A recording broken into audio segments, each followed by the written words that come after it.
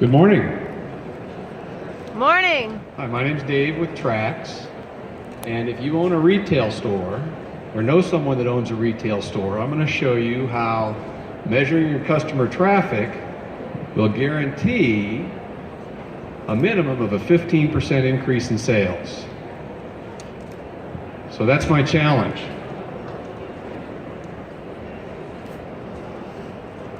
The bottom line is if you can measure something, you can improve it.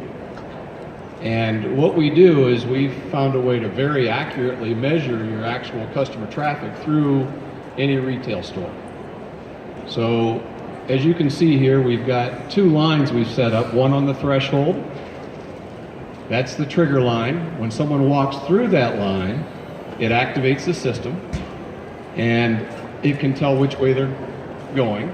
When they walk in, they're counted, but the system also has a 4-second delay. So if there's a husband, wife, and 3 children, it's one buying opportunity. That's how we count it. When they're leaving, they'll trip the inside line first, and that tells the microprocessor to make them invisible, and they're not counted. And then we also know that every retail store out there gets a very high percentage of non-customer activity. The mailman, the UPS driver, employees that leave and come back for lunch. So we remove that automatically from the system.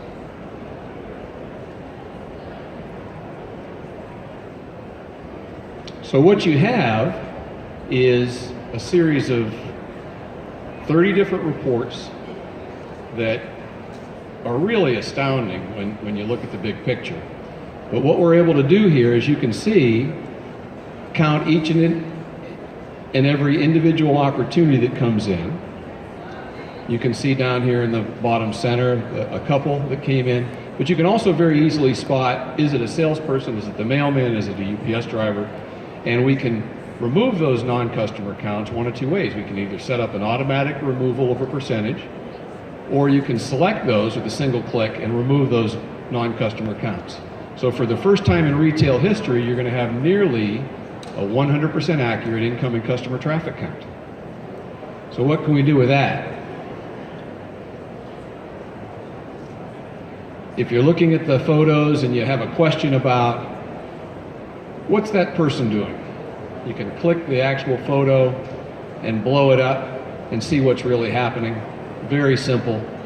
And there are a couple other options that we provide. So if you want to, it's a little bit more advanced, but if you wanted to say, well, Sally talked to this customer, there's a drop down that you can select.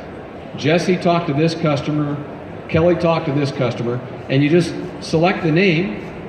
I can go through 100 photos in about a minute, and what that'll do at the end of the day is give you an overall number of customer opportunities that you had, and also who spoke with those opportunities. So then we can calculate conversion ratios by salesperson and just some incredible analytics overall for your company.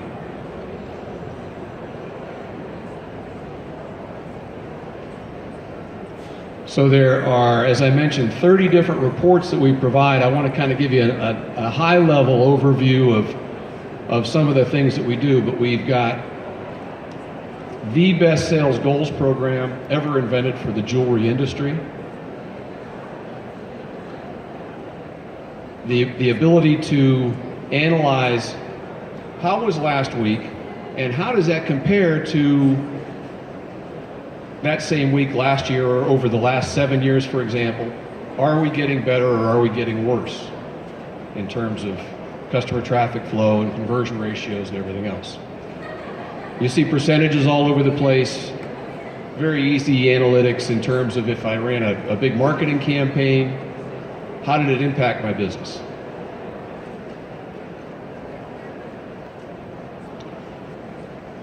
When it comes to staffing, one of the biggest problems that I see in the jewelry industry is stores that are underperforming. It's really just a people problem. Most of the time it's a simple staffing issue. And this allows us to very easily analyze, when do you get your peak traffic counts? There are several reports that allow a store manager to be able to identify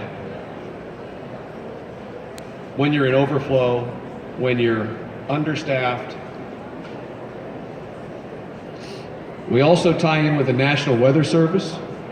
So you're going to be able to see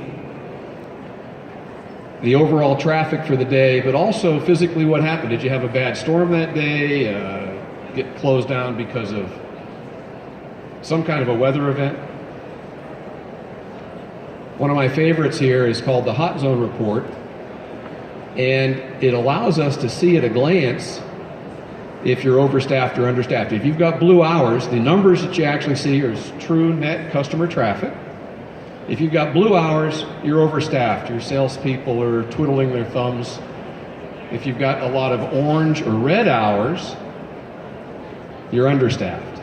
And it's okay to have an occasional red hour. As a matter of fact, if I'm doing consulting for a company and they don't have an occasional red hour, that's a problem as well. There's a traffic issue. But if you've got red hours back to back to back to back like this, you're losing money. They can't go to the restroom. They certainly can't take a break to have lunch. And a lot of customers will see these long lines or large groups of people and they'll say, I've got to come back. And sometimes they never do, right? So it's a wonderful report.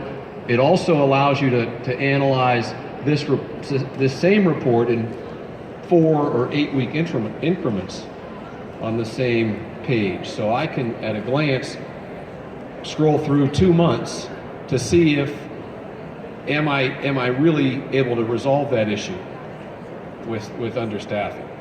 If I have a dear friend of mine, his name's Gary Wilbers. Gary's got 14 stores in the Midwest, and he had a 15% increase in sales. He's got a great testimonial on my website. He had a 15% increase in sales. This report's automatically emailed to each of his store managers, and they took it upon themselves to just move the scheduling from the blue hours to the red. 15% increase in sales. It's gigantic what that is when you apply a little science and a simple algorithm to this. We assume that the average jewelry salesperson can comfortably work with about 2 customers an hour, but that's, once we get to know your company, that is completely adjusted. That algorithm is set for what you're doing. So it's a very powerful report, automatically emailed to your store managers, who are the ones that control the schedule. This is where the rubber meets the road, though. This is what we call revenue per guest. And the second list, now we've changed the names to protect the innocent. The second column here, RPG, revenue per guest, is the most important retail management tool, I believe, in the history of retail. And once you become familiar with that number, I think you'll agree. But let me move on here. Most of us, all of us, know what our dollar volume is. We know